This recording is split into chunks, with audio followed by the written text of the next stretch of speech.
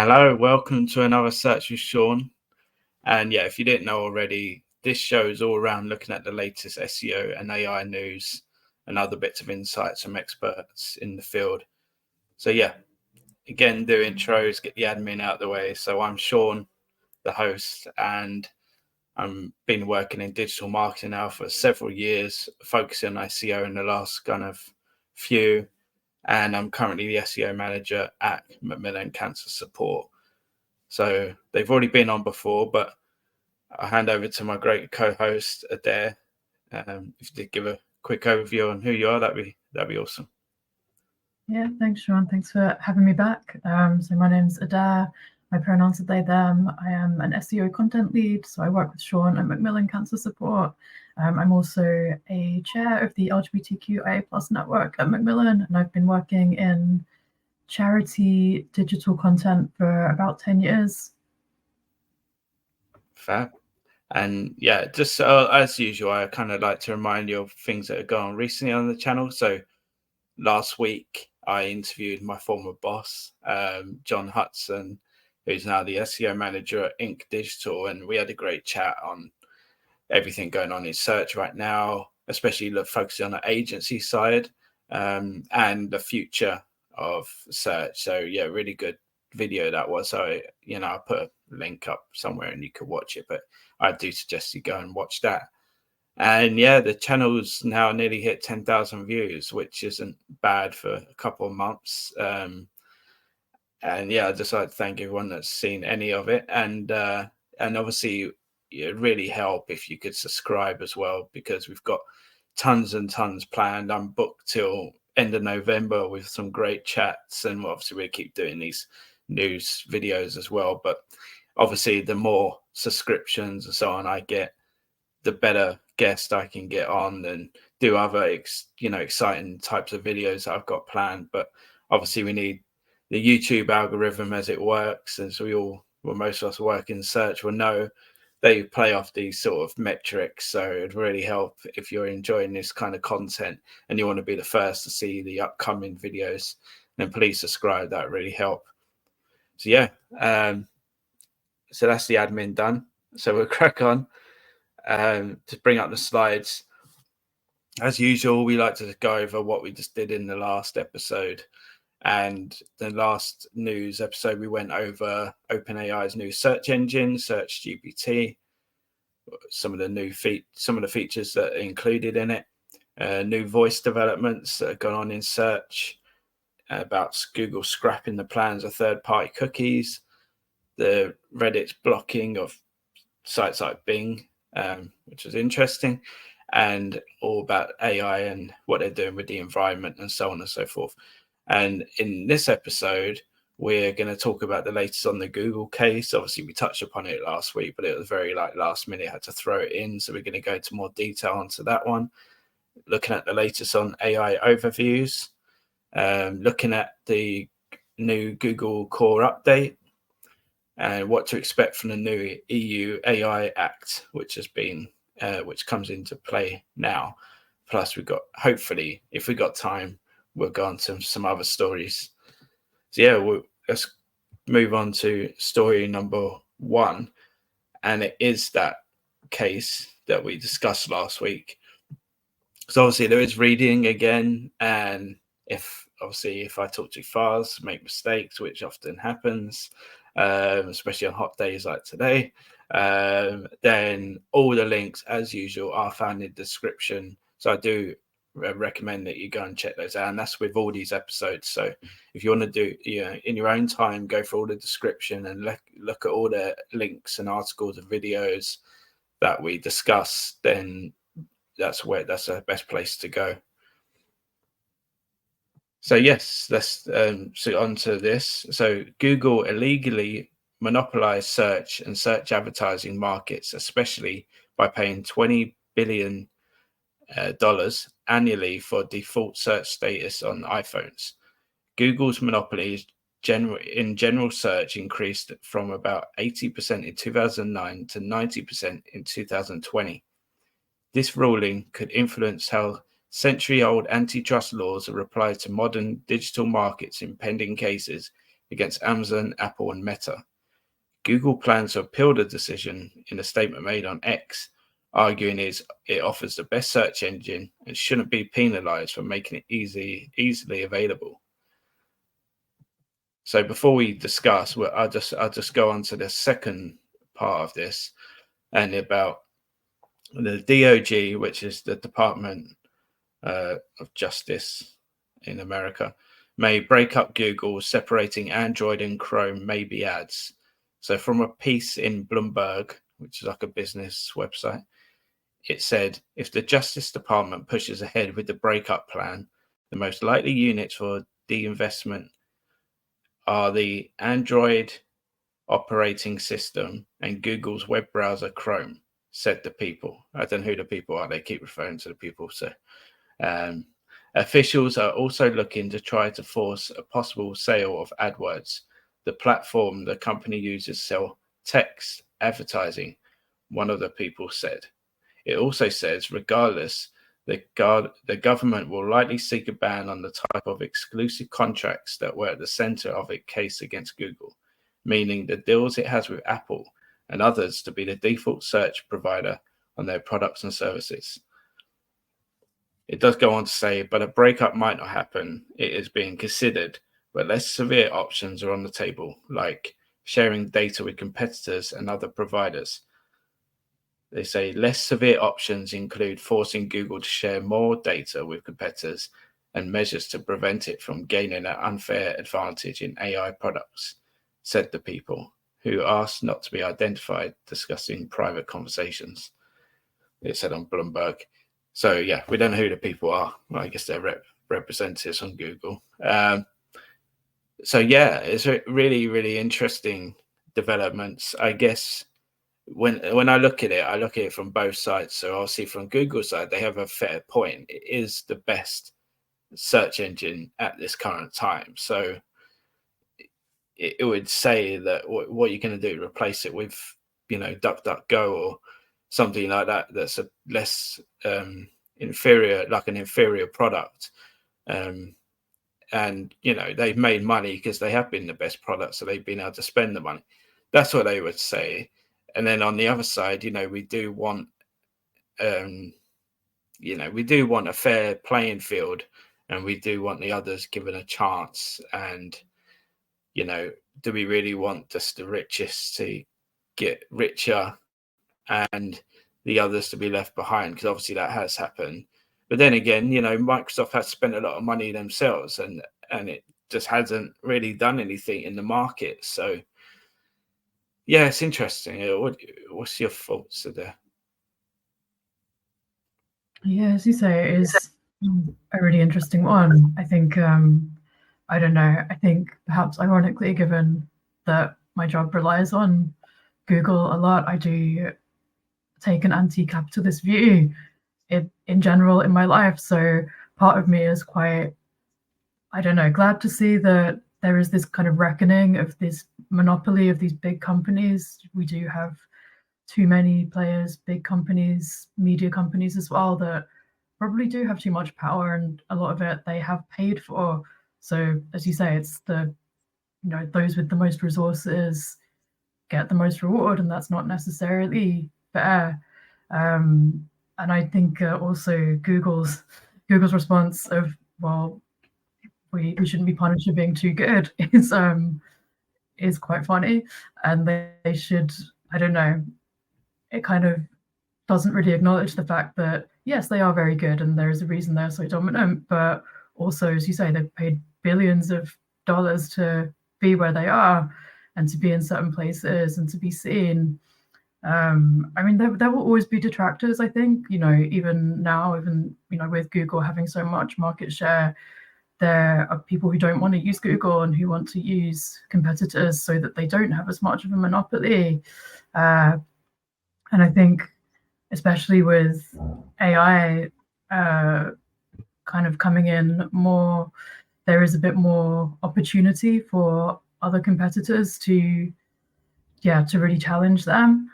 But yeah, I think also, this is happening in the US with the Department of Justice.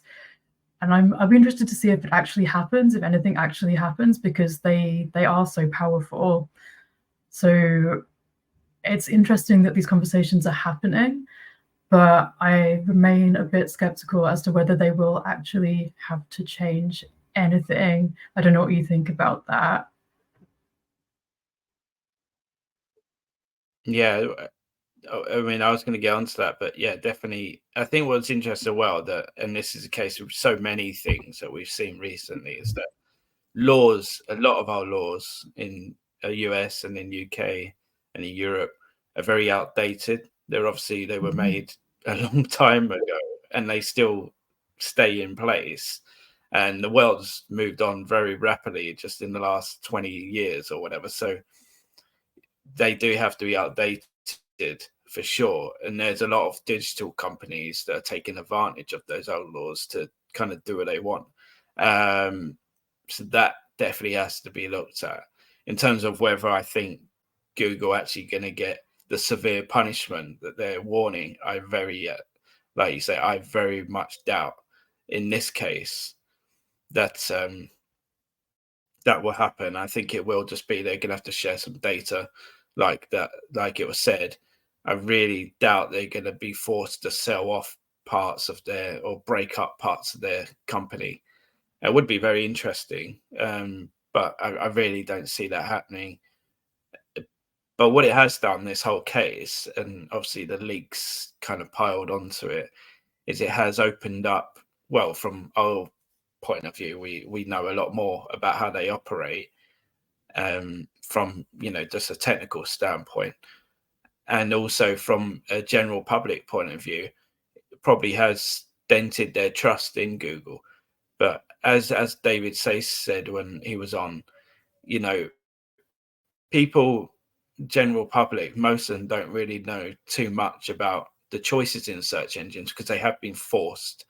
Where they just open up their phone or their laptop or desktop and it already has the icon, or it's the default search engine, so they just go on it and use it. They don't really know about any other options basically. So maybe there's something that could be built into phones in future that give you a certain list of options and highlight the benefits of each one. Obviously, they all have their different unique characteristics. So yeah, was there anything else on this that you wanted to discuss? Yeah, I guess on that point, I mean, part of this case is that they might have to stop paying to be the default search engine on Android, for example, and yeah, give users more of an option. But I think, I don't know, just from my very small sample of kind of people that I've spoken to, colleagues, friends, as you say, people are losing trust in Google. And I think I found that some people that I know have started using other search engines anyway because they're so disappointed and distrustful of Google at the moment. So, they've switched to Bing or DuckDuckGo because they just feel a bit more comfortable with those ones.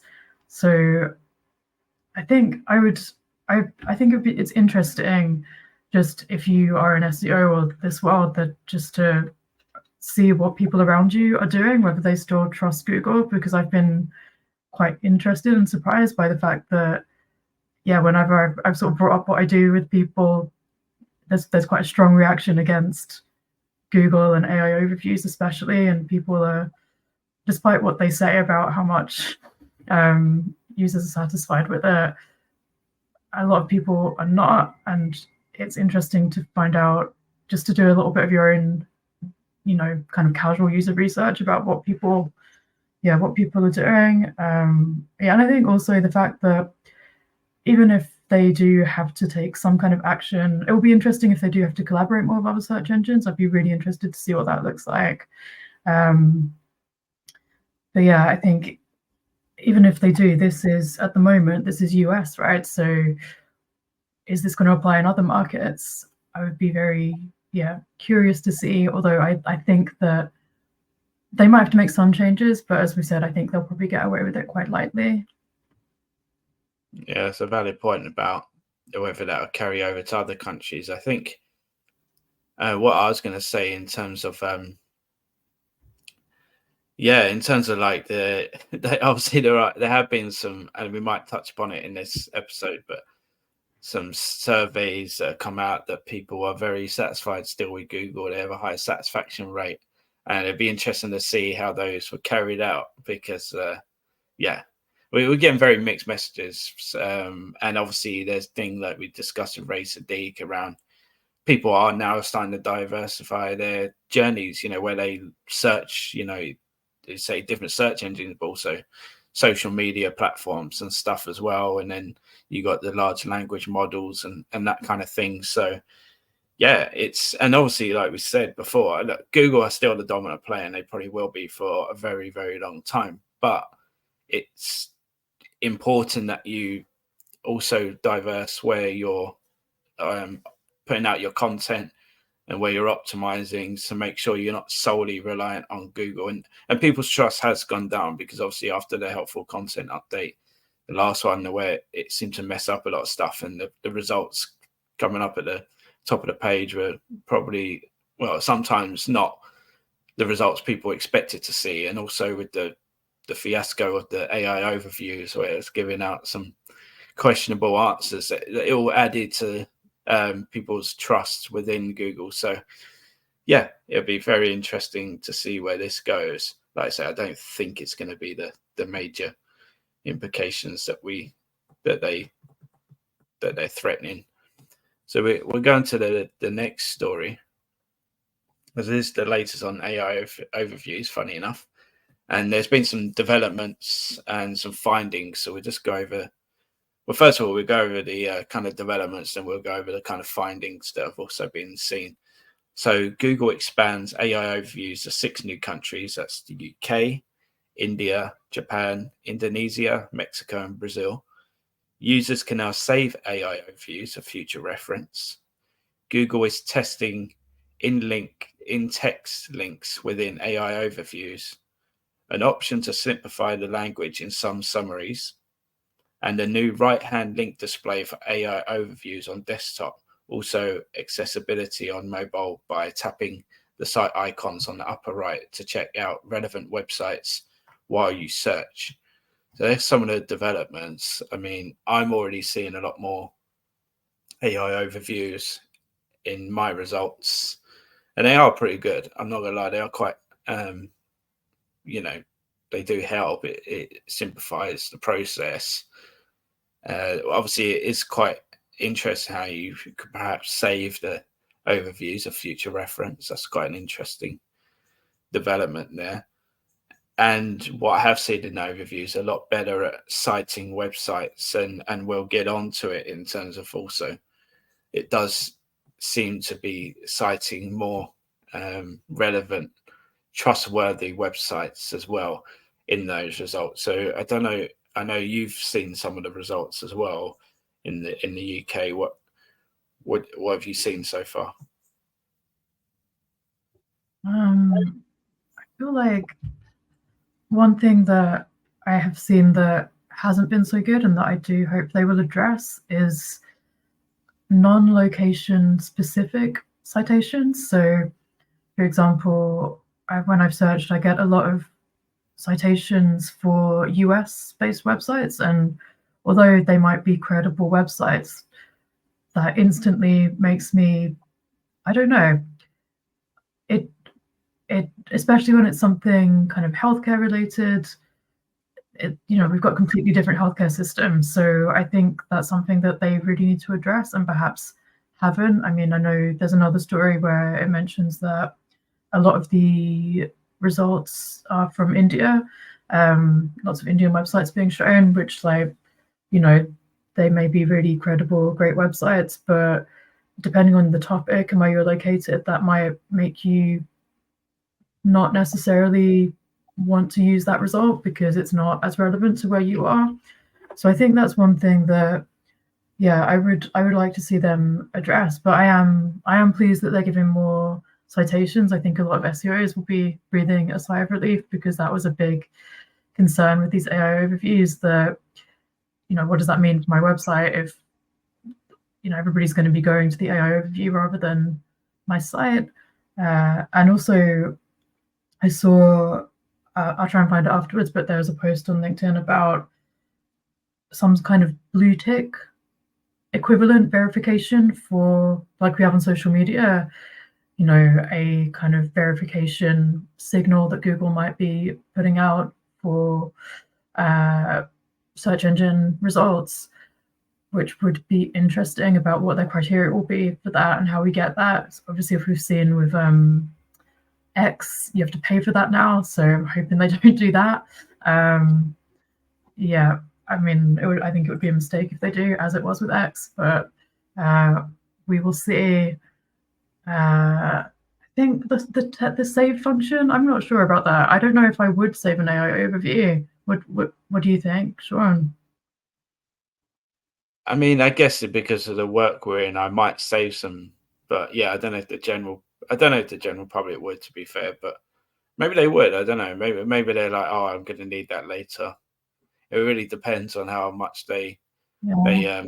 expand the answers and how many queries they put on. They show AI overviews for. I guess on your point is that yeah, I can't even remember what I was going to say now, to be fair. But yeah, that was it.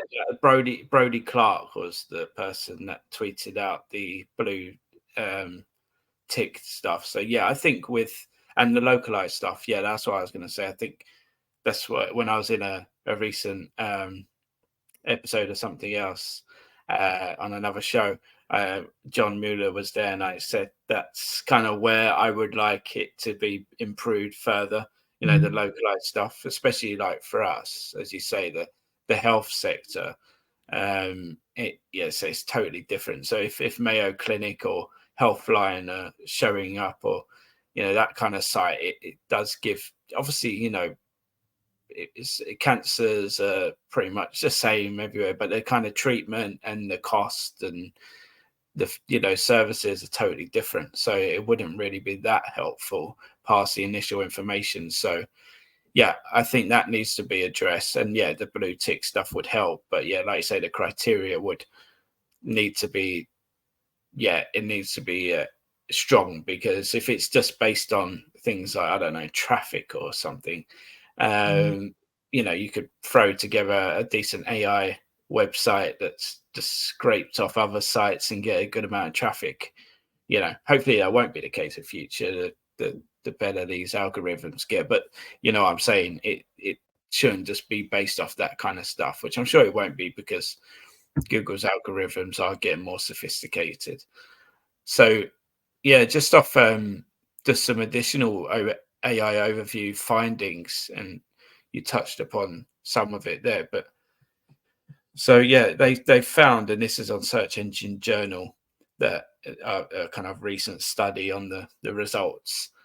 AI overviews prioritize reputable sources like YouTube, LinkedIn, and government sites. Approximately 19.71% of AI overviews include links to .gov websites, while 26.61% referenced .edu educational domains. 9.85% of keywords triggered AI overviews included links to, like I say, .in Indian domains. Overview length has decreased by 40%, averaging 2,633 characters. 93.67% of AI overviews linked to top 10 organic search results.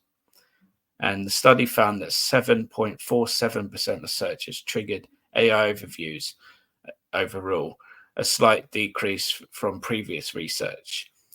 The relationships niche dominated with 40.64% of keywords in this category triggering AI overviews.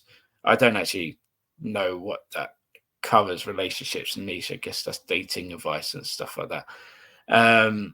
Food and beverage maintain its second place position with 23.58% of keywords triggering overviews. And funny enough on that, like I've said on this before, we use a platform called Botify. Anyone think I'm getting paid to say that, but I'm not, but it's a good tool. And we can track kind of what our kind of content's being covered in ChatGPT. And a lot of those are our kind of food related pages. So I guess that's backs up that theory there. So yeah, I don't know if anything stood out to you then, in terms of, like you say, you talked about the Indian websites, but obviously it's good to see that nearly 94% of overview results are going to top 10 organic search results. That seemed like it's been heavily improved, and also that about 20% of those go to government websites, while around 27% go to educational domains. So yeah, I guess that's an improvement from what we were seeing initially. Yeah, definitely. It seems like they are upping their game when it comes to the credibility, which is good. It's more consistent with what they've said in the past about EEAT and everything. So I think that's really welcome. I'm also interested and glad that they're reducing the length of the AI overviews, because they do take up a lot of space in the SERP results. So yeah, I think that's good. I mean, we had a meeting yesterday, didn't we, where a colleague was saying that he was frustrated by the AI overviews taking up so much of his screen. So I'm sure he's not the only one. So I think hopefully Google have clocked onto that. But it's interesting about the types of websites they're showing. I think it indicates perhaps that backlinks are still going to be important, having those trust signals between relatable, related, relevant, reliable websites, getting those links to and from your website from this type of website, the gov websites, the edu websites. I think that's still going to be important and might help us show up in those types of results. They're showing a lot of YouTube, aren't they? So that's I think that's probably good, but I mean, again, it comes back to their monopoly a little bit, I think, because obviously YouTube is owned by Google. But again, I guess it just shows that we want to be, keep creating videos and diversifying what type of content we're creating. Like, can we make a video that's relevant to this type of content, put it on YouTube? As long as it's, you've got a good reason for creating it, then that's something to consider. Yeah, so I think this is good stuff. It's interesting about the food related stuff as well. I mean, we don't, obviously we're a cancer charity, so we've got information about things like healthy eating, and for our fundraising we've got things like recipes for coffee morning. So I guess also when it comes to, if you do have that type of content with recipes, making sure it's got recipe schema markup and things like that is probably going to always be a good thing. So yeah, I think this is, it's a positive step, but I do wonder if they've already lost so much trust, it's going to be quite hard for them to rebuild that credibility. But I guess this is them taking steps towards doing that by having those better, more credible results, and also I think maybe rebuilding a little bit of goodwill, I guess, with SEOs and people who create websites. Yeah, 100%. I think what's positive is that they seem to be from the top 10 organic results. So I think that still adds in a level of competitiveness. So it still gives potentially smaller-ish websites that can reach those top 10 results, a chance to get into those sort of results. And yeah, in terms of, the kind of trying to please SEOs and people working in search, obviously it'd be interesting to see how much that was accelerated their change in direction by obviously Search GPT, where it was very much focused around citation and that kind of being really clear on who was creating the content. It'd be interesting to see how much that was driven by that. I don't know, but yeah, definitely the case there. So I'd have seen if the window cleaner was coming, because I know he's due, and that would be a lot of noise. But we have to work through it. Okay, so let's go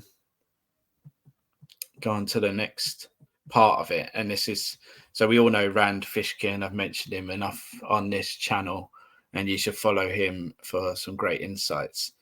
And basically what he's saying is, so far AI is not disrupting search or making a dent in Google's, market share, I guess. So AI search platforms like Perplexity have grown, but they aren't significantly disrupting Google's dominance in search. So Google saw a slight increase in desktop visits by 1.4% from May 2023 to 2024, while AI search platforms grew but remain much smaller in scale. Google's user engagement is much higher compared to AI platforms, with Google having 290 times more search users than Perplexity. Most AI platform users continue using traditional search engines. Only 2% growth in users adopting AI platforms in the last year. But obviously this is, it's still historical. So I guess things will change slightly.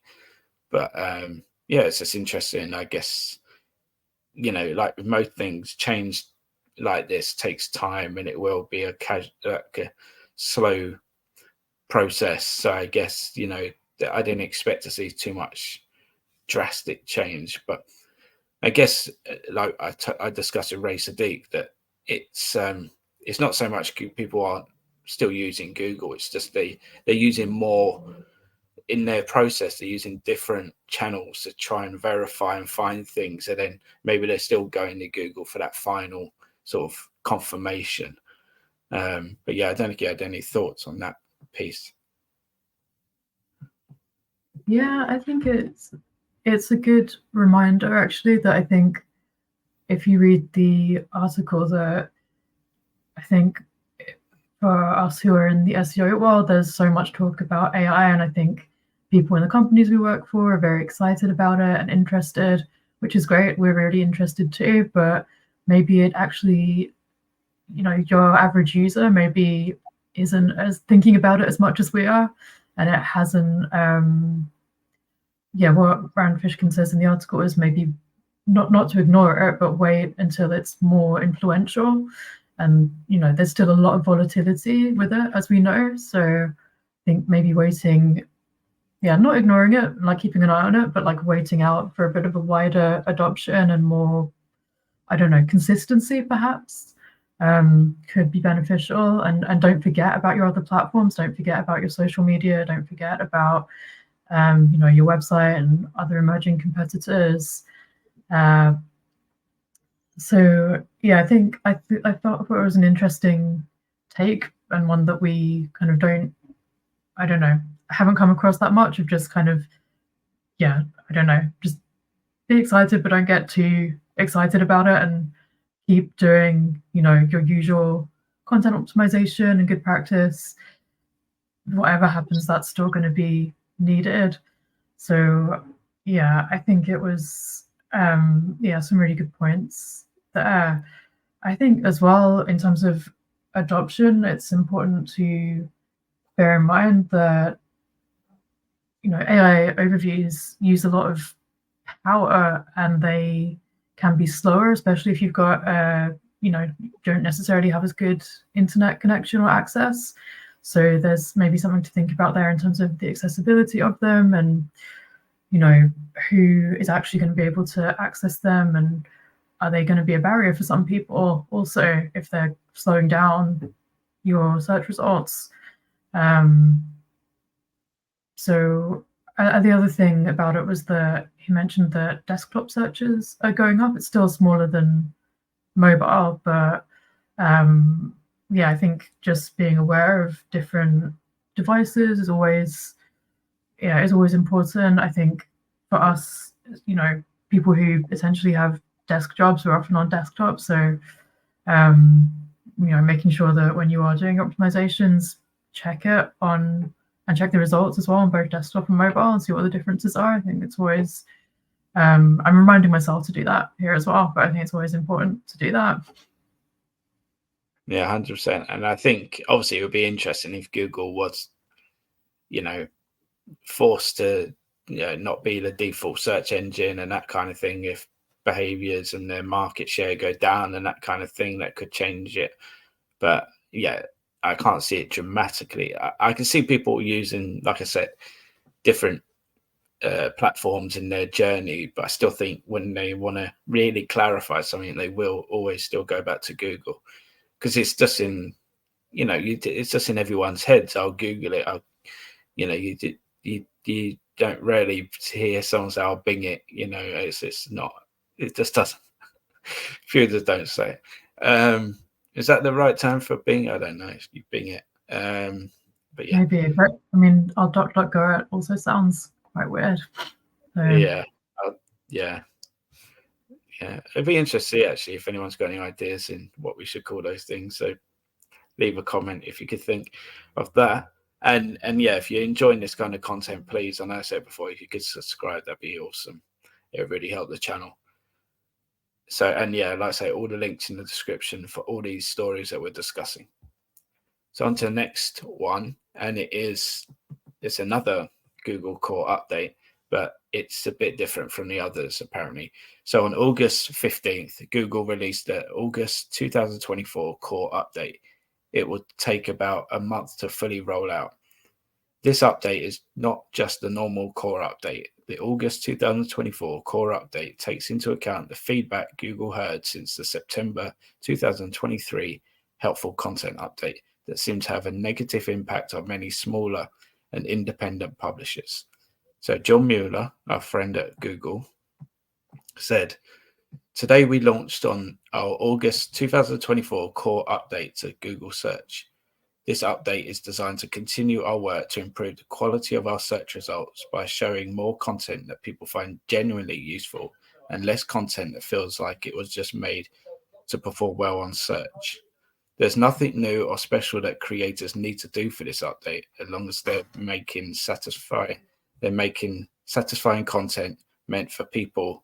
For those that might not be ranking as well, we strongly encourage reading our creating helpful, reliable, people first help page," which I'll put in the description. I have done before, but it's well worth a read, which Google said previously. So yeah, generally they're just kind of doing a bit of a reverse on kind of what they did before. I guess obviously the last helpful content update didn't go quite to plan and obviously they had a lot of complaints, like they said, from the smaller websites that kind of just got, I've seen some examples, their traffic just plummeted. And, it's a big thing if you're heavily reliant on organic and you haven't got the money, for example, to push into paid. It's a huge thing. It could really dent your sales or your conversions and so on. So yeah, they're kind of just, but like obviously John said, if you are doing all the right things, you believe you're doing the right things, continue, don't do anything different. If you still, after this update's been rolled out, you're still not doing very well, then take a look at the guidelines and see if you're perhaps not doing something that they would prefer you to do.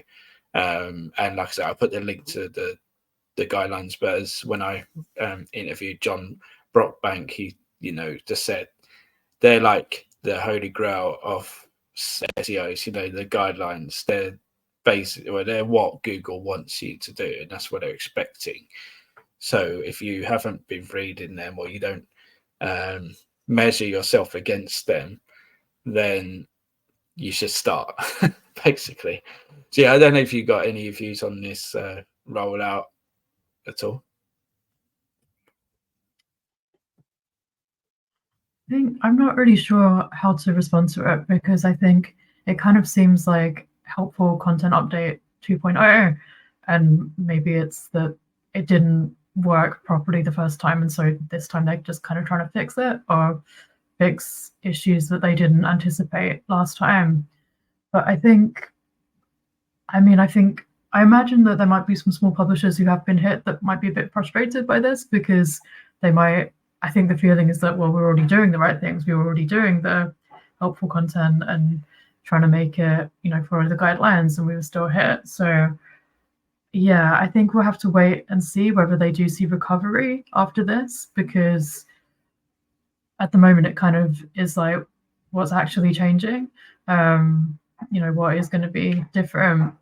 So, I mean, hopefully they will see recovery, but I think we just won't know for a while. And as we know, SEO changes can take months to have an impact. So, I think we'll have to wait and see a little bit with this one.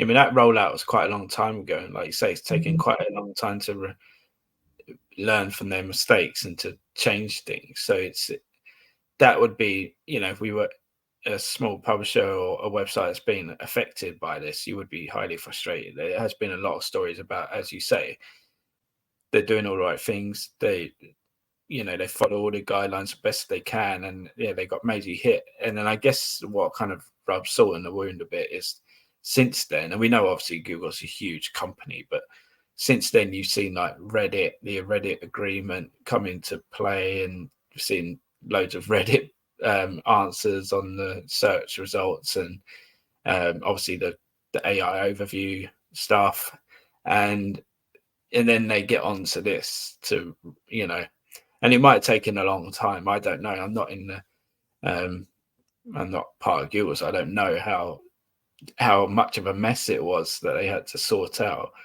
I do know that when we heard from the people high up at Google that part of their last update, it was one of their largest updates that they ever did. So it was probably a big project to kind of sort it out, the algorithm and stuff. But I just really hope for those websites.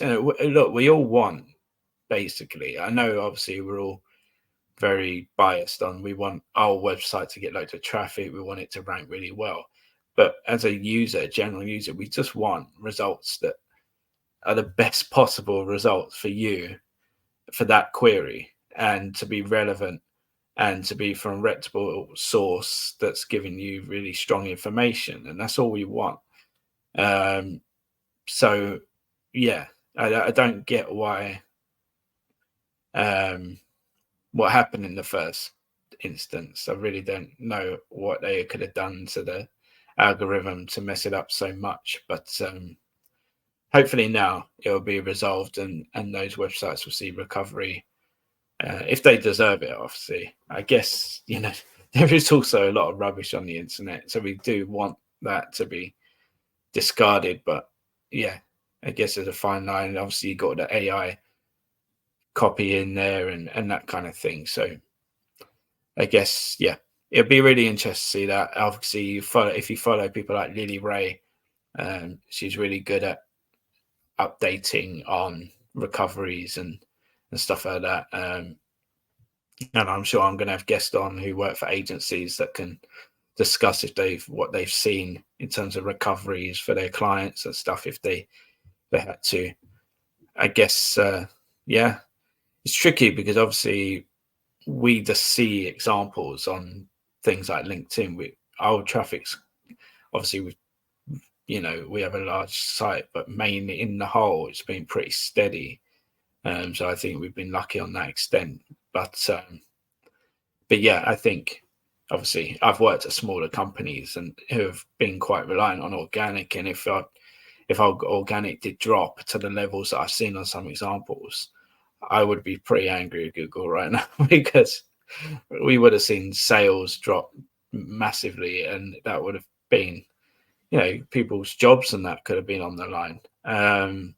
So yeah, really interesting. We'll see how that plays out, and I'm sure we'll. If we get some case studies and stuff, we'll have it on here for sure. If there's anything else you wanted to add, or crack on to the next story. Yeah, I think probably on to the next one. As you say, like this, we're paying attention to it, but we, touch wood, luckily have not been impacted by this too much. But yeah, I really hope that those who are doing the right things do see the recoveries that they deserve. Yeah, and obviously, if you don't see the recovery that you'd wish, then do just have a look at the guidelines. That there could be just, and look for things like penalties. Explore the market, see if there's new players in the market that you wasn't aware of that are taking that share. Look at the stuff like that. I would see, because you might have been hit with a penalty you wasn't aware of or there might be a new player in the market that you wasn't really aware of that's kind of taking up that space, so taking that traffic away from you. So just don't panic. Hopefully it'll be okay. Hopefully, fingers crossed. On to the next story. So what to expect as the EU's AI Act comes into force. So we'll just discuss this. This is kind of a story that's come out of, again, I put the links in there, but the EU kind of bring in new AI laws. So the Act is widely considered to be the first legislation in the world that attempts to regulate AI based on the risk it poses. Lawmakers passed the legislation in March, but its publication in the European Commission's official journal in July set the wheels in motion for it coming into force. The EU AI Act assigns its rules to every company using AI systems based on 4 levels of risk, which in turn determines what timelines apply to them. The 4 types of risks are no risk, minimal risk, high risk, and prohibited AI systems. The EU will ban certain practices entirely as of February 2025. That includes those that manipulate a user's decision-making or expand facial recognition databases through internet scraping. Other AI systems that are determined high risk, like AIs that collect biometrics and AI used for critical infrastructure or employment decisions, will have the strictest regulations to follow. These companies will have to show their AI training data sets and provide proof of human oversight amongst other requirements. About 85% of AI companies fall under the second category of minimal risk, with very little regulation required, according to Thomas Regnier, a spokesperson for the European Commission. And it says that companies have 3 to 6 months to comply with these laws. So obviously we've discussed on this channel before the need for regulation. So this is the first steps in the EU anyway. And I know the UK have their own things they're bringing in, and I guess the US as well. But it's interesting to see that they think that 85% just falling under very low risk anyway. But it's interesting to see what the kind of things that fall under high risk in terms of collecting biometrics and AI used for critical infrastructure and employment decisions. Don't know if you had any thoughts on this. I think there's a lot to this story, a lot of different threads to follow that could be interesting. Again, as we said with the US legislation story, this is location specific. So, this is an EU thing. To my disappointment, we are no longer in the EU, in the UK. So it'll be interesting to see how this interacts with the UK, where we are. We are a UK-based charity. So it'll be interesting to see how this varies or how this works in different locations, because I think also, we live in an age of globalization, so we can't necessarily, we don't exist in a vacuum and completely independent of other places. So what happens around the world influences other areas. And also, one thing that caught my eye on that topic is that one of the high risk things will be medical devices. So I would be interested to see, I don't know, I hope that it doesn't negatively impact access in different areas to potentially life-saving or health-saving medical devices. But I think, also I think there just needs to be more specificity, because it's hard to know exactly what they're talking about. Some of the categories that have been listed are quite broad. So things like manipulation of decision making, employment decisions. What exactly does that mean? Does that mean, I'm thinking about e-commerce, for example, because obviously advertisers are trying to get people to decide to buy something. Is that going to be impacted? And then with employment decisions, is that systems or is that content? Is that how's that going to play out in terms of content, trying to, potentially persuade people to work for you with your About Us pages and things like that. So yeah, I mean, in terms of, there is some reference to content. It says that generative AI is not high risk, but there are some rules around it, like having to be transparent and not generating illegal content, publishing any summaries of copyrighted data used for training. But then I wonder how that will interact with the other topics they've covered, because it might be that people want to use generative AI to create content around those topics. And then as well, they said that they want to make sure it's anything that you do generate or use AI for is safe, transparent, traceable, non-discriminatory, environmentally friendly, and overseen by people, which is a very high standard. And as touched on earlier, like environmentally friendly, well, AI isn't environmentally friendly. It uses a lot of resources, potentially from places that are rich in resources, but perhaps not so rich in their economy. So I'm interested in, I don't know, it's something I want to read up on more, actually, like the ethics of AI. I mean, there's lots of people talking about it already and have been for some time, but I think, how are they going to enforce these standards, and what are their metrics? How are they going to measure it? So I'd be interested to see more specific guidance, or I guess when it's properly implemented, to see case studies of, how it's going to apply to people. And it might be that it doesn't affect people too much, but I guess we don't really know that now. And I think, as with a lot of new things, a lot of the time, if you're already thinking and acting responsibly, it might not be that different from what you're already doing. So it could be there could be some positives. It could get people being a bit more thoughtful about those things.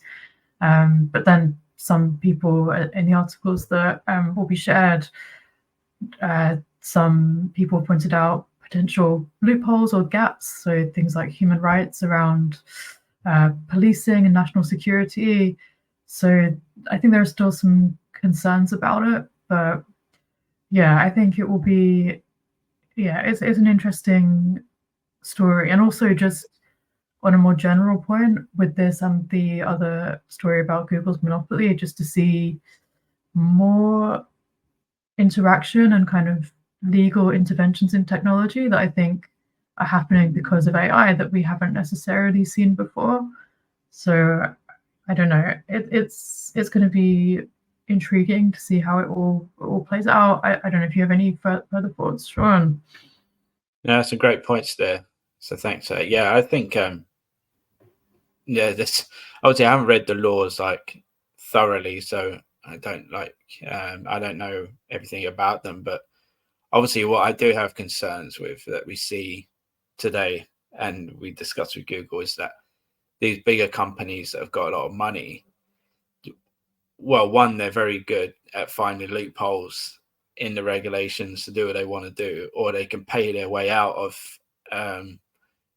getting in trouble, and also they can have a lot of influence in the courts, in the governments, and so on, so people don't touch them, so they can kind of do pretty much what they want. And the smaller players, kind of the ones that get affected and put down, as such. So that's kind of what my thinking was, and actually how they're going to detect people not using these things correctly. That's the that's the thing. I don't know how they're going to detect these issues. And then also, are people actually going to be, how willing are people going to be to hand over? Once they detected these issues, how willing are these companies going to be to hand it over? And how easily would it then to be delete all your, if you do have a training database, you just delete it all. How can this be? I'm sure it can be like traced like most things and kind of found through historical information. But that kind of was my thinking. In terms of employment, that's really, obviously, I don't know, I haven't read the full act, so I don't really know what that covers. Could AI make a better employment, a fairer employment decision than a human or group of humans? I don't know, maybe. But yeah, it'd be interesting how that kind of, in terms of that, how ethical it is and that kind of thing. It'd be, that again, I haven't read that on the laws, so that's something to go back on.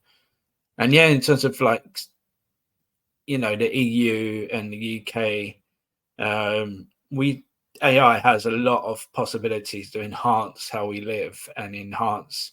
I know, obviously, like you say, the environmental issues have to be resolved for sure.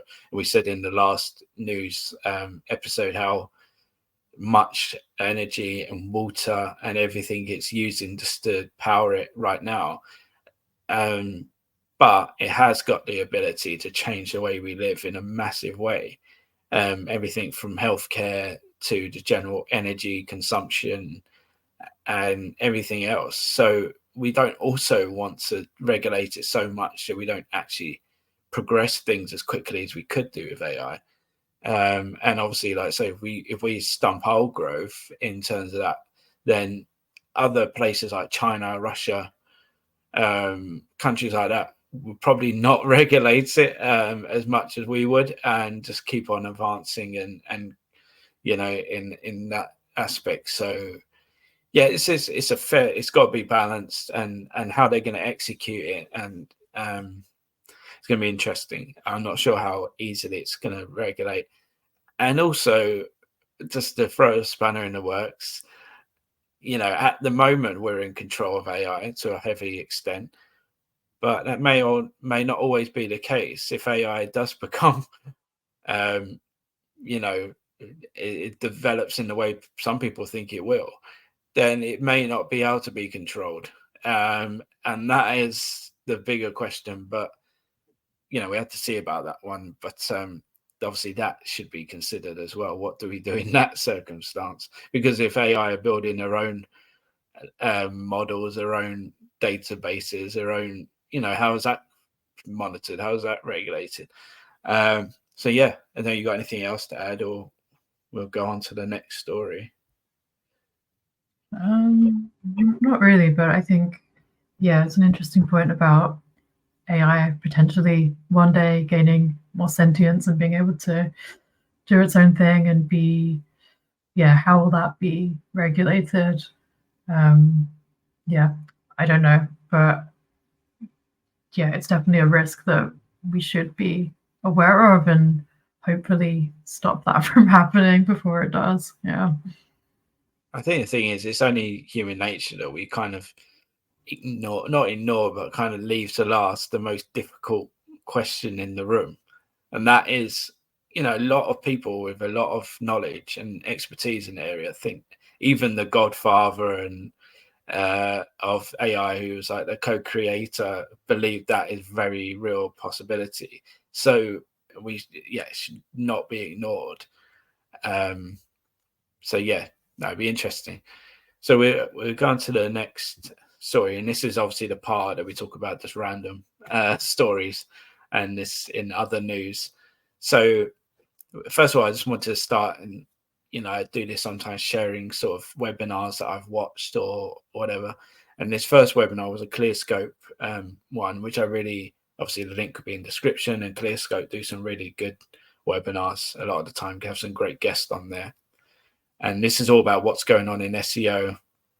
And it was with Mike King, and who's obviously very involved in He's part of iPullRank, but he obviously was very influential in the Google leaks. And Tom Kappa, who works for Moz, who everyone would know. And I just picked out a few key points from the webinar, but obviously you can go and watch the whole thing. And yeah, it's a really good watch.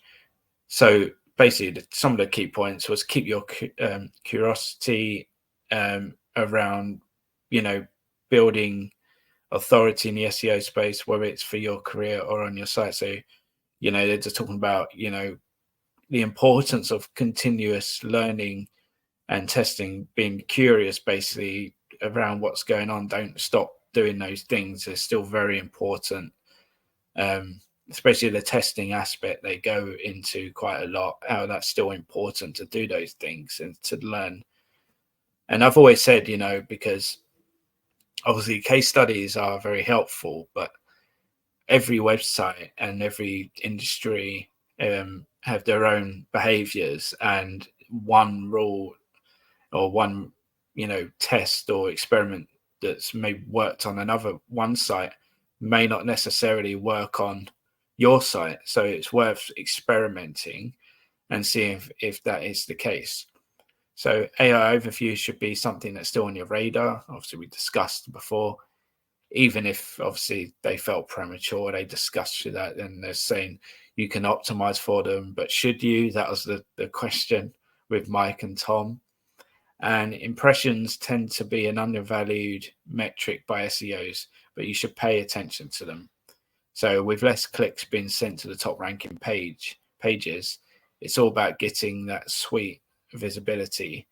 So yeah, just the impressions obviously give you an indicator on sort of your visibility, and that's what they're trying to say, is that sometimes that's ignored. It's all about the clicks. So yeah, I don't know if you've had a chance to watch it there at all. Or... No, I haven't watched it yet, but I have the recording saved somewhere, so it's on my list of things to catch up on, because I definitely second that recommendation for Clearscope webinars. They have a lot of really great speakers and you get so much great insight. But just from the summary, I think it's just some really great points that, yeah, I really agree with. I mean, I think about staying curious and continuous testing and learning. I mean, I think for us, I think on our team, like, and for a lot of SEOs, like, that's why we like it. I think there's always something new. It's, endless learning opportunities, which can be overwhelming, but also keeps things interesting. So I think that's a good motivator, definitely for me personally. As well, what you said about the, what works on one website isn't going to work for another. I think also we have a big website. I think it's important to, be specific as you can about different types of content. I mean, what works on one section of our website might not work on even a different section of the same website. So, being aware of your audience and what they respond to is really important. And as well, the impressions, I think there's something that we try to get across to stakeholders quite a lot as well, is that, yes, we still want clicks. We obviously still want people to visit our website, but the way that the SERPs have changed, the search engine results pages have changed, especially pre these more citations being added to the AI overviews. A lot of people and search engines, they're getting more answers just within the search engine results page itself and not necessarily clicking through. So don't discount that, and still pay attention to those visibility metrics, impressions, how often you're showing up, because that's, if you've got high impressions, that's a good sign that you're doing something right. But we probably all need to work a bit harder at getting those clicks. And something we've talked about recently, like, really trying to encourage people with strong call to actions to click through to your site. Like, what are they going to get from your site that they maybe aren't getting, or that they're indicating that you've got more information, you've got something more in depth than just what is showing in the search engine results pages. So yeah, I think those are all really good takeaways. Yeah, and within the webinar, they talk about a lot of different case studies on tests they do with things like that, which were really interesting to listen to. And yeah, just on that, I guess, yeah, it goes all down a page level, like say, even if they're in the same section of the website, they can react totally different. Obviously, the kind of queries that certain pages show up for will be totally different, even if it's in the same section. So people's behaviors might slightly change, and that has to be considered. And like I say, it'd be very boring if it was just all the same for every single page, every single website. It definitely be a lot more boring as a job. So I guess it keeps us on our toes, and that is what makes it exciting. So yeah, we're just on the, I was going to change slide, but we don't do that on this. So on the next story. So this is one I was sending over to a few people because obviously I'm very interested in AI, and this story was kind of creepy, but I thought it was worth sharing. So yeah, the headline is ChatGPT went rogue and spoke in people's voices without their permission. So recently, OpenAI published a ChatGPT 4 scorecard, a report that details key areas of risk for the company's latest large language model and how they hope to mitigate them. In one terrifying instance, OpenAI found that the model's advanced voice mode, which allows users to speak with ChatGPT, unexpectedly imitated users' voice without their permission. They said during testing, we also observed rare instances where the model would unintentionally generate an output emulating the user's voice. An appended clip demonstrates the phenomenon with ChatGPT suddenly switching to an almost uncanny rendition of the user's voice after shouting no for no discernible reason.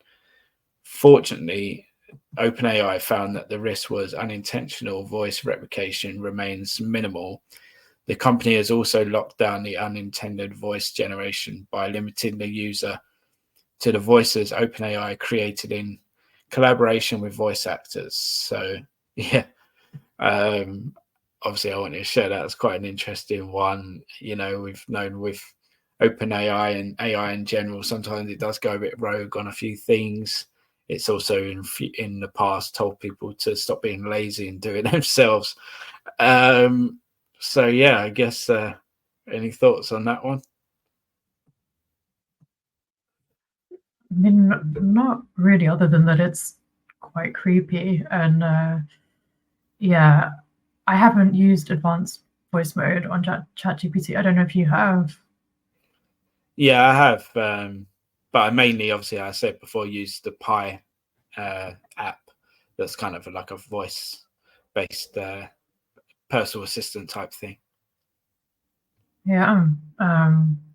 Yeah, I mean, it's weird. I'm glad that they have addressed it. I mean, it shouldn't have happened in the first place, but interesting as well about the voice actors. I know that's been a concern of voice actors about kind of copyright and having their voices used without their permission. So one thing that I find interesting about that is that they're doing that they are collaborating and kind of paying people for their voices, as they should do. Because I think, yeah, obviously that's happened with some social media platforms, for example. I think like TikTok, I think they use somebody's voice without permission, you know, potentially costing them really a lot of money. So, I think it's good that they're doing that. But yeah, it would be interesting.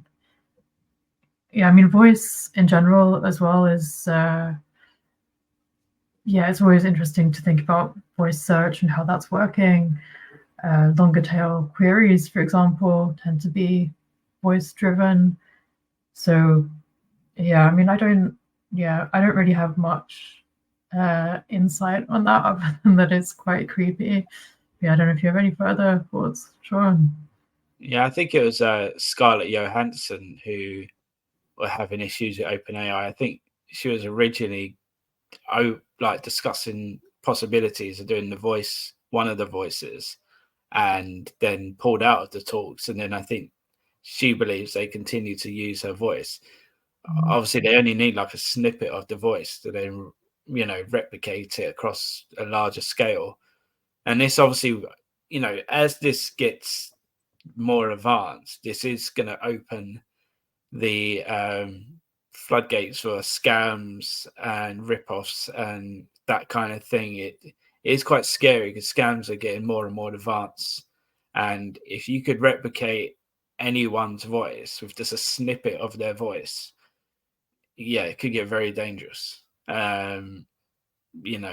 So yeah, obviously this is kind of like a funny one to a degree, but it does open the, and obviously, they talked about things like if you rip off a music artist and, you go viral on YouTube with like a rip off of their voice with a different song and you get millions of views. And then, the artist doesn't see any of that revenue that the person's making on YouTube or whatever it may be. So yeah, it's going to be tricky times when we talk about the regulations and stuff. Are they going to be looking at this? We see it on, I'm going off on a bit of a tangent, but we see it on places like Meta, X, and obviously all of them pretty much, TikTok and so on. There's still a lot of dodgy things going on those platforms, and they've been, especially Meta, Facebook, it's been around for quite a long time now, and they still haven't resolved all the kind of issues that are on there now.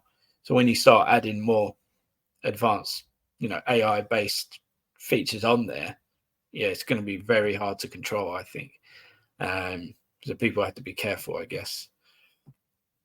So just on to the next one. Obviously, we're probably, are you still good? We get through a couple more? Yeah. Cool, we'll try and get through a couple. So this is around Perplexity, and they've got a new revenue share plan. So AI-powered answer engine Perplexity AI announced a revenue sharing plan with publishers when their content is referenced, but there are a few details on how smaller publishers will benefit. Some in the digital marketing community expressed skepticism that only the biggest and most powerful publishers will be paid. Perplexity swung the doors wide open for 6 big brand publishers who will receive cash payments in advance representing double-digit revenue percentage shares. But there were literally no details about what ordinary publishers who lack the clout to get invited will earn or how they will join. According to Perplexity, revenue sharing in the coming months will introduce advertising through our related questions feature. Brands can pay to ask for specific related follow-up questions in our answer engine interface and on pages. When Perplexity earns revenue from an interaction where a publisher's content is referenced, that publisher will also earn a share. We're also excited to work with ScalePost.ai, a platform that streamlines collaborations between content publishers and AI companies and provides AI analytics for publishers. Our collaboration with them will enable our partners to gain a deeper insight into how Perplexity cites their content. And on the same subject, Aleda Solis, who we obviously mentioned a lot on here, said publishing partners will also get a free 1-year subscription to Perplexity's Enterprise Pro tier and access to Perplexity's digital tools, which also includes those insights from ScalePost.ai. So obviously there's some questions there for like smaller publishers, but generally seems like a good move. At least people get rewarded for getting cited and creating good content, which is obviously what people want. That should be the case. But obviously there's a question still that the bigger players are going to get, again, the rich are getting richer situation. But I guess overall, it seems like a step in the right direction in terms of that business model. Any thoughts on that? Yeah, well, I think it does represent a potentially a positive step between kind of search engines or AI technology companies working more in partnership with content creators. So that is potentially positive. But yeah, as you say, with it could create quite an imbalanced and unfair playing field with bigger players being able to pay their way into results. And also, I wonder if they're going to find it to be worth it, because, as we've mentioned, AI has been, it is being adopted, but it's still not universally used and accepted and loved. So I think that, and those who are using it are maybe using the companies they already know about. They're using, ChatGPT, they're using Google, they're using Bing, with their AI tools and features. I don't know if the average user is really, whatever that means. I don't know if people are really using Perplexity that much, and whether it's going to be worth it for those publishers to pay those prices. So I don't know what you think about that. Yeah, no, definitely. And I mean, it is quite a good tool, but yeah, it's not my go-to. But I do like it, Perplexity. I do like the way it displays results. But yeah, it's not my go-to. But yeah, and also as we discussed earlier, the cost of AI is, a lot. So how much money is going to be left in the pot to then pay out to publishers is going to be questionable after they paid all their energy bills and their water bills. So yeah, it'll be, and they're going to need a good chunk of users to be able to generate that sort of. So yeah, I don't know how feasible it's going to be, but it might be a model that others adopt. Sorry, and and if I have heard of Google. There's murmurs of them doing a similar thing in the past. I don't know if that was just pure speculation or there's something behind it, but obviously Google did it. That would be a whole different ball game, and perhaps it could be something that Search GPT brings in. I do think, for example, like OpenAI, they have the model creation functionality, and then you can obviously share it with if you decide, you can share your model with the general public. People, I think, should get rewarded for that. If you build a really strong model and lots of people are using it, I think it's, I don't think right now there's any form of reward for that at the moment. So, stuff like that, I think you should be rewarded. They're not going to, they're not creating the content; they're taking your content and they're making money from it. Why shouldn't you get rewarded? But as you say, also you can't create a kind of a system where just the biggest, most richest companies can just pay their way to even more share of the market. So it's a tricky one. Then you got anything else on that, or we move on to the next story? Just to echo that, I think that is a very interesting point about people being rewarded for the ChatGPT models, because it definitely is a skill to build one that is good and that works. I mean, there are lots of good SEO ones out there, and we build our own that are very specific to what we do. But yeah, I agree. I think that's a really great point, and I would like to see people rewarded for that, because it is a skill and it takes a bit of work to get them to do what you want them to do. And potentially, I mean, we use the ones that are relevant to our work, but there could be ones that are really beneficial to the wider public. And I don't know, it's difficult now, because now I'm thinking, well, if there's something that is for the greater good of the general public, then maybe that should be free. But then content creators should also be recognized and rewarded for their work and their skill. Yeah, I mean, obviously it should remain free to the general public, but Google are making money off it. People are subscribing to ChatGPT Pro to use these models. Then why should they get 100% of the income from that, and the people actually creating the content are not getting anything? So yeah, for sure. Just moving on to the next story. So hopefully, we'll cram in one more. We've got through most of them, so it's been a success this week. And so this was quite interesting, actually.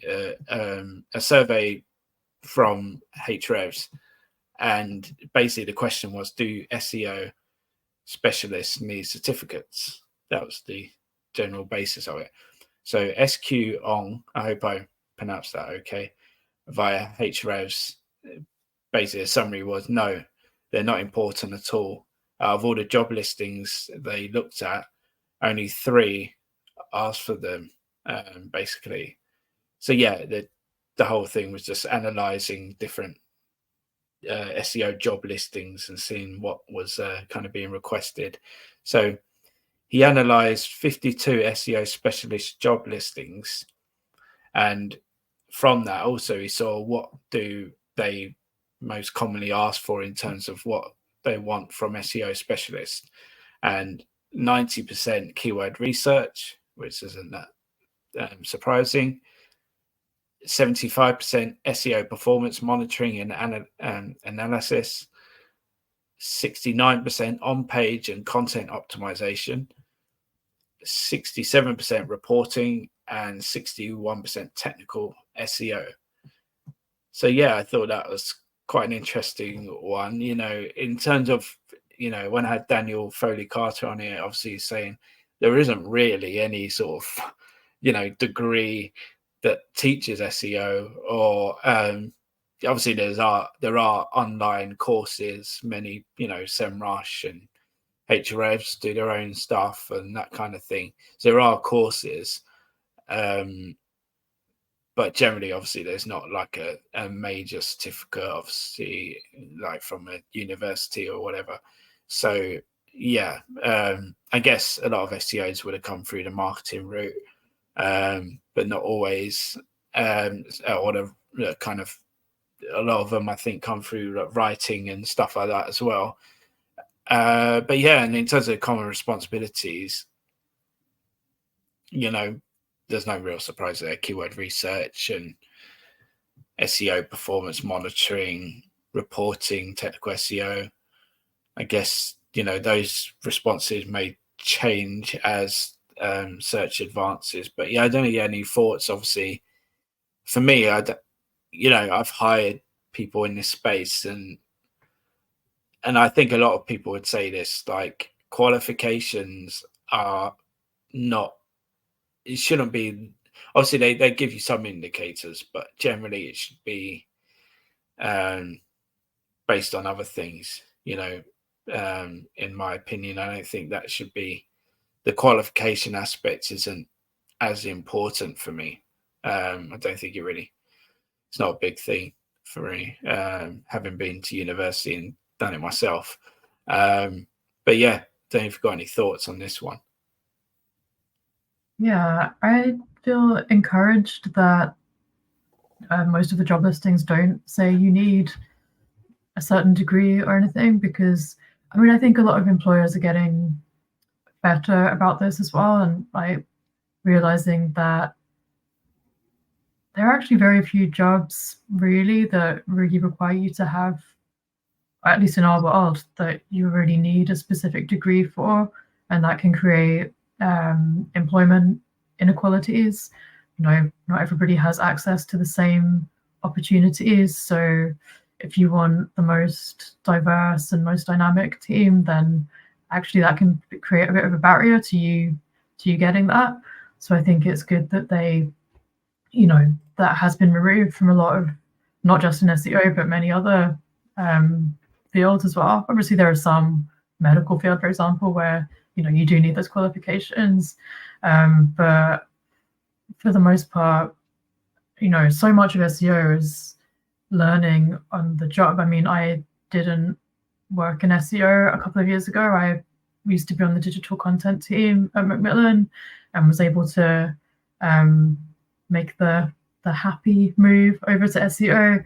Obviously, what I did before was SEO adjacent, but I've learned so much since starting this role, and I think a lot of the things that are more important in SEO are, yes, there's the practical things like the keyword research and knowing your way around the tools, but I think also some of the soft skills are really important as well, like just being adaptable, wanting to learn, I'd say also communication. I think a lot of our job is communicating what SEO is, why it's important, how to do it. And you don't need a degree for that. I mean, that's just skills that you can do courses and you can develop those skills. I mean, we're always trying to learn new things. I mean, I'm very slowly working my way through Christina Azarenka's tech SEO course to try and improve my technical SEO knowledge. So I think, doing those sorts of things can be really valuable. But I mean, a good SEO is not just about, well, it's about way more than having a qualification. Like it's not really about that at all. It's about your interest and engagement and wanting, I mean, for us in charity as well, it's kind of wanting to use your skills to help people, to get people the information that they need. I mean, on our team, I mean, there's only two of us at the moment, but we come from quite different backgrounds. I mean, I studied English at uni. Sean went to art college. We had others on our teams who did different subjects before. So, I think you can learn like transferable skills from those things. And if you have a marketing degree, that's not going to hurt. You probably learn valuable stuff. But yeah, I don't think that job descriptions should have those criteria. It's more about your experience, but more importantly, just your interest and your desire to learn, I would say, because SEO is always learning. I don't know if you would like to add anything further, Sean. Yeah, I got to say, caveat, I was pretty terrible at art college, but I did enjoy it. But I wasn't great. But I mean, my I started off. I went to uni. I did digital marketing, but a lot of that was just the basics. The general marketing kind of foundation stuff that you do, and we didn't really touch. I can't even think if we actually touched upon SEO at all, to be honest. And that was digital marketing degree, and I really don't think we even touched upon it. It was only until after university I launched my with a mate. We launched a website, and we were kind of forced to. We didn't have much money, so we were kind of forced to start learning to optimize our content and and trying to rank for it and that kind of thing. So it's kind of just learning on the job, as you say, and then obviously I got more and more interested and started getting other marketing jobs and doing it that way. So yeah, I don't think my degree really helped me at all. Like you say, it probably only helped me in the sense that it's say communication and that kind of collaboration, that kind of thing that really kind of helped me evolve in that area. But yeah, I don't think it's needed. And like I say, 3 out of 52 job listings include it. So there obviously is I think people are realizing that in the world that we live in today, that it's not really that important. It's all around the kind of creating a diverse kind of team and that kind of collaboration, the importance of it, and kind of a piece of paper at the end of the day. It's just without so there are some really great courses out there, but when you look at like my degree, and I can only take my as an example, but it was very broad, and really if you sat through it and did the homework, you will get your pass. But that doesn't mean that that you're any better than someone who didn't sit through that and did the homework and didn't pass it, if that makes sense. They could still be at home actually learning digital marketing, but in a different way by actually doing it. So yeah, it's everyone has their own paths, and I think it's good. Obviously, I think those kind of demands that people are asking, like keyword research, and few of those things are going to change when the way that we see search engines results change and behaviors change and things like that. I think there's going to be a lot more need for let's say, collaboration with other departments and being better at that kind of side of it. You know, rather than some of those kind of points that we marked out. But we'll see. But it's good to see. It's a good sign. And yeah, I think that's pretty much. I don't think you got anything else to add on that one. No, yeah, I think it's a good sign. Yeah, for sure. So yeah, we'll wrap it up, and that's another episode done. And yeah, just if you're still with us, that's you know, I've got lots planned. There's lots of chats coming up with some really great industry experts. Obviously, we're gonna have more of these news episodes. I've got a few other little special videos, hopefully, that come out. And yeah, if you can subscribe, that really help the channel obviously grow. And obviously, you'll be the first to hear about the latest videos that come out. So I really suggest you subscribing and being the first to hear about those. So yeah, thank you for watching. Thank you, Adair, again for being a brilliant co-host as usual. And yeah, see everyone soon.